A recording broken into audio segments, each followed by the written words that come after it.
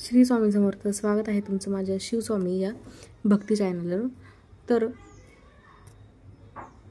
भाऊ बहिणींच्या प्रेमाचा अतूट धागा आणि त्या धागात गुंफलेली आपुलकी, माया, आशीर्वाद आणि परंपरा. रक्षाबंधन हा केवळ एक उत्सव नाही, तर हृदयातून जोडणारा भावनिक क्षण आहे, जिथे बहीण भावाच्या मनगटावर राखी बांधून त्यांच्या दीर्घ आयुष्याची प्रार्थना करते आणि भाऊ आयुष्यभर तिचं रक्षण करण्याचे वचन देतो. पण या वर्षीच्या रक्षाबंधनात आहे काहीतरी वेगळं, काहीतरी खास. कारण यावेळी सणावर आहे भद्र काळाची छाया. शास्त्र सांगतात भद्र काळामध्ये राखी बांधणं टाळावं, कारण की या काळात केलेले शुभ कार्य अमंगल ठरतं. आणि त्याच पुराणात देखील एक रहस्यमय कारण दडलं आहे. आज आपण जाणून घेणार आहोत 2025 मध्ये रक्षाबंधन नेमकं कधी आहे, भद्र काळाचा अचूक वेळ काय, राखी बांधण्याचा सर्वात शुभ मुहूर्त कोणता आहे आणि असे काही गुप्त उपाय जे केल्याने तुमच्या भावाला आयुष्यभर सुख, समृद्धी आणि यश मिळेल. चला तर सुरू करूया या पवित्र आणि अद्भुत नात्याचे प्रवासाची. रक्षाबंधन हा सण दरवर्षी श्रावण महिन्याच्या पौर्णिमेला साजरा केला जातो. शास्त्रात असं वर्णन आहे की रक्षाबंधनाचा सण भद्रा काळात कधीही साजरा करू नये. भद्रा काळात राखी बांधणं अत्यंत अशुभ मानलं जातं. शास्त्रात असं सांगितलेलं आहे की भद्रेला टाळूनच रक्षाबंधन साजरं करावं. यासोबतच रक्षाबंधनाचा सण कोणत्या दिवशी साजरा करावा यावेळी खूपच गोंधळाची परिस्थिती ठरलेली आहे. यावेळी काही लोकांचं मत आहे की रक्षाबंधन 9 ऑगस्टला साजरं केलं जावं, तर काहींचं मत आहे की 10 ऑगस्टला. रक्षाबंधनाचा सण साजरा करणं शुभ ठरेल. तर अशा वेळी आज आम्ही तुम्हाला व्हिडिओमध्ये सांगणार आहोत की रक्षाबंधनाचा सण कोणत्या दिवशी साजरा केला जाईल आणि त्याची खरी तारीख कोणती आहे, 9 ऑगस्ट की 10 ऑगस्ट. तसेच आज आम्ही तुम्हाला भद्रकाळाची वेळ देखील सांगणार आहोत. रक्षाबंधनाचा सण हा भाऊ बहिणीच्या अतूट प्रेमाचं प्रतीक आहे. या दिवशी बहीण आपल्या भावाच्या मनगटावर रक्षासूत्र म्हणजे राखी बांधते आणि त्याच्या दीर्घ आयुष्याची व आरोग्यासाठी कामना करते. भाऊ सुद्धा सदैव आपल्या बहिणीच्या रक्षणाचे वचन देतो. शास्त्रामध्ये भद्र काळात राखीचा सण साजरा करणं अशुभ मानलं आहे, म्हणून विसरून सुद्धा भद्र काळात आपल्या भावाला राखी कधी बांधू नका. यामागे देखील एक पौराणिक कथा आहे. असं सांगितलं जातं की भद्रा 3 लोकांमध्ये वास करते, स्वर्गात, पाताळात आणि पृथ्वीत. जेव्हा चंद्र हा कर्क, सिंह, कुंभ आणि मीन राशीत असतो तेव्हा भद्रा पृथ्वीवर राहते आणि जेव्हा भद्रा पृथ्वीवर लोकात राहते तेव्हा भद्राचे मुख समोर असते. अशा स्थितीत या काळात कोणत्याही प्रकारचे शुभ कार्य, मांगलिक कार्य करण्यास मनाई सांगितले आहे. भद्रामध्ये केलेले शुभ कार्य कधीच यशस्वी होत नाही. पौराणिक कथेनुसार भद्रा काळातच रावणाच्या बहिणींनी रावणाला राखी बांधली होती आणि त्याच वर्षी श्रीरामाच्या हातून रावणाचा नाश झालेला होता. तेव्हापासून भद्रा काळात राखी पौर्णिमेच्या दिवशी आपल्या भावाला राखी बांधली जात नाही. भद्रा ही शनिदेवाची बहीण आणि भगवान सूर्य व माता पार्वती छाया यांची संतान आहे. पौराणिक कथेनुसार भद्राचा जन्म हा राक्षसांचा नाश करण्यासाठी झाला होता. जेव्हा भद्रांचा जन्म घेतल्यानंतर लगेचच तिने संपूर्ण विश्वाला आपला घास बनवायला सुरुवात केली. अशा रीतीने जेथे जेथे शुभ व मांगलिक कार्य, विधी केले जात होते तेथे भद्रामुळे विघ्ने येऊ लागली. या कारणास्तव जेव्हा भद्रा असते तेव्हा कोणतेही शुभ कार्य केले जात नाही. 11 कर्णांमध्ये भद्राला 7व्या कर्णात म्हणजे विष्टिकर्णामध्ये स्थान दिलं आहे. हिंदू धर्मामध्ये शुभ कार्य करताना भद्रकाळी याची विशेष काळजी घेतली जाते. भद्रा काळात कोणतेही शुभ कार्य होत नाही आणि ते संपत देखील नाही. यामागे असा समज आहे की भद्राचा स्वभाव क्रोधी आणि संतप्त आहे. भद्राच्या स्वभावामुळे देवाने तिच्याशी लग्न करण्यास नकार दिला. तेव्हा ब्रह्माजींनी भद्राच्या प्रकृतीवर नियंत्रण ठेवण्यासाठी पंचांगांच्या विशिष्ट वेळेचा एक भाग भद्राला दिला. भद्रकाळात केलेल्या कामात अनुचित घटना घडण्याची शक्यता असते. यामुळे भद्रकाळात कोणतेही शुभ कार्य आणि मंगल कार्य केले जात नाही. यंदा नारळी पौर्णिमा ही 8 ऑगस्ट 2025 वार शुक्रवार या दिवशी दुपारी 2:12 सुरू होत आहे. तर 9 ऑगस्ट 2025 वार शनिवार या दिवशी दुपारी 1:24 संपत आहे. सूर्य उदय तिथीनुसार 9 ऑगस्ट 2025 वार शनिवार या दिवशी आपल्याला रक्षाबंधन साजरं करायचं आहे. 9 तारखेला ब्रह्ममुहूर्त हा पहाटे 4:02 ते 5:04 असणार आहे. अभिजित मुहूर्त 9 तारखेला दुपारी 12:17 ते दुपारी 12:53 असणार आहे. 9 तारखेला राखी बांधण्याचा शुभ मुहूर्त पहाटे 5:35 ते दुपारी 1:30 असणार आहे. परंतु 9 तारखेला रक्षाबंधनाच्या दिवशी राहुकाळ सुद्धा आहे.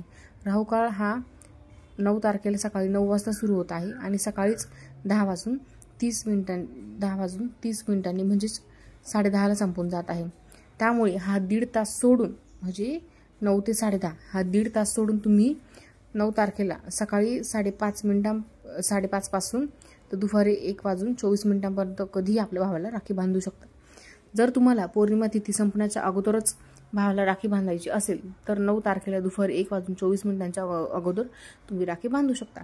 परंतु ही पौर्णिमा तिथी सूर्याने बघितलेली आहे. उदय तिथीनुसार आपण 9 तारखेलाच पौर्णिमा साजरी करणार आहोत, तर ही दिवसभरासाठी पौर्णिमा तिथी मानली आहे. त्यामुळे भलेही पौर्णिमा तिथी संपलेली आहे, पण ही सूर्याने बघितलेली आहे, म्हणून 1:24 नंतर सुद्धा दिवसभरामध्ये तुम्ही भावाला राखी बांधली तरी सुद्धा चालते. दरवर्षी भावाला राखी बांधण्यासाठी भद्रकाळाचा खूप अडथळा असतो, परंतु यंदा मात्र भद्रकाळ जो आहे तर तो 8 ऑगस्ट 2025 दुपारी 2:52 सुरू होत आहे, तर तो 8 तारखेलाच मध्यरात्री 1:52 संपणार आहे. त्यामुळे रक्षाबंधनाच्या दिवशी यंदा भद्रकाळ नाही, त्यामुळे संपूर्ण दिवसभर तुम्ही आपल्या भावाला राखी बांधू शकता. परंतु राहुकाळ जो आहे तो आपल्याला वगळायचा आहे, आणि राहुकाळ सुद्धा फक्त 1.5 तासच आहे. सकाळी 9 ते 10:30 ही वेळ देखील आपल्याला वगळायची आहे. मग दिवसभरामध्ये कधी तुम्ही आपल्या भावाला राखी बांधू शकता. रक्षाबंधनाच्या दिवशी बहीण आपल्या भावाच्या मनगटावर राखी बांधते आणि त्याच्या दीर्घ आयुष्यासाठी कामना करतात. म्हणून या दिवशी भाऊ आणि बहीण या दोघांनाही स्नान वगैरे करून शक्य असल्यास नवे वस्त्र कपडे परिधान करावेत. परंतु लक्षात ठेवा की शुभ प्रसंगी शुभ रंगाचेच कपडे परिधान करा, रंगांचे वस्त्र परिधान करा. वस्त्र परिधान केल्यानंतर मिळून भगवंताची पूजा करावी. पूजेची थाळी नक्की सजवावी आणि त्यामध्ये तुम्हाला अक्षता, चंदन, हळदी, कुंकू, मिठाई, राखी इत्यादी घ्यायचं आहे. एक शुद्ध तुपाचा दिवा नक्की ठेवावा.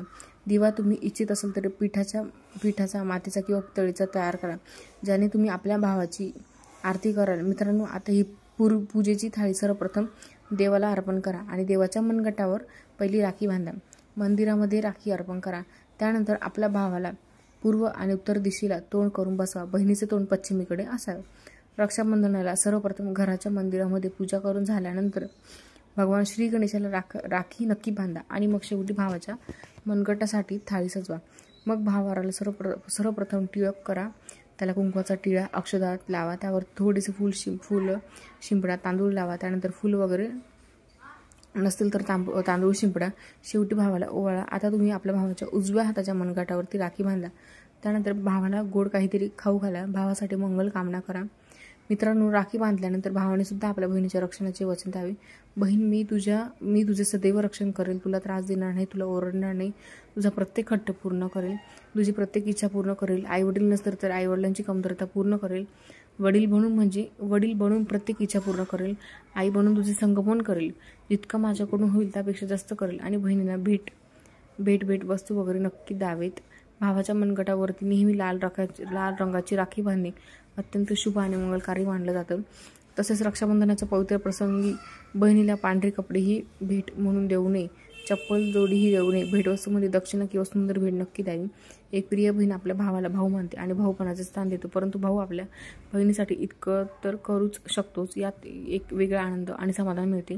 धर्मशास्त्रानुसार असं सांगितले जाते की बहिणीने राखी बांधण्यासाठी भावाच्या घरी स्वतः जावे. पुराणानुसार जी बहीण स्वतः जात नाही आणि भाऊ बहिणीच्या घरी येतो त्या बहिणीला दोष लागतो. म्हणूनच अशी प्रथा आहे की रक्षाबंधनाला बहिणीने भावाच्या घरी जावे.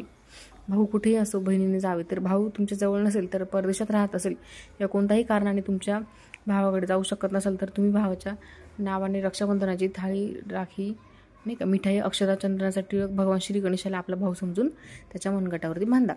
ती राखी आपोआपच तुमच्या भावाच्या मनगटापर्यंत पोहोचेल. मग तुम्ही ती श्रीकृष्णाला बांधा किंवा नारायणाला बांधा. त्या देवतेचे तुम्ही भक्त आहात त्यांच्या मनगटावरती बांधा. ती राखी स्वतःच्या भावापर्यंत पोहोचेल. मनापासून बांधलेली राखी किंवा श्रद्धेने बांधलेली राखी स्वतः ईश्वर तुल्य आहे. रक्षाबंधनाला जेवणामध्ये काय बनवावं. रक्षाबंधनाच्या वेळी लसूण, कांदा वर्ज करावे, जेवण बनवावे, कारण यावेळी देवशक्ती ईश्वर स्वतः पृथ्वीवरती येतात. तेही आपल्या भक्तांकडून राखी बांधून घेण्यासाठी पृथ्वीवर येतात. त्यांना भूक अर्पण केला जातो. या दिवशी भावांमध्ये साक्षात देवांचा वास असतो. भगवान भावांमध्ये निवास करतात. म्हणून लसूण, कांदा, मांस, बिडी, सिगारेट, गुटखा इत्यादींचे या दिवशी सेवन करू नका. कधी कसले पण सेवन करायचं नाही. रक्षाबंधन खंडित होत जेवणामध्ये तुम्ही खीर, पुरी, गोड हलवा, गोड शेवया नक्की बनवा. घरात काहीतरी गोड नक्की असू द्या. कारण की साक्षात भावांमध्ये भगवान या दिवशी वास करत असतात आणि बहिणीला भरपूर आशीर्वाद मिळतो. त्यामुळे गोड पदार्थ नक्की बनवायला हवा. आपण हिंदू धर्मामध्ये आहोत, त्यामुळे धर्मशास्त्राचे पालन करायचंच आहे. रक्षाबंधनावर असा एक उपाय आहे की जर बहिणीने हा उपाय केला तर तिलाही जगातील कोणतीही शक्ती श्रीमंत होण्यापासून थांबवू शकत नाही.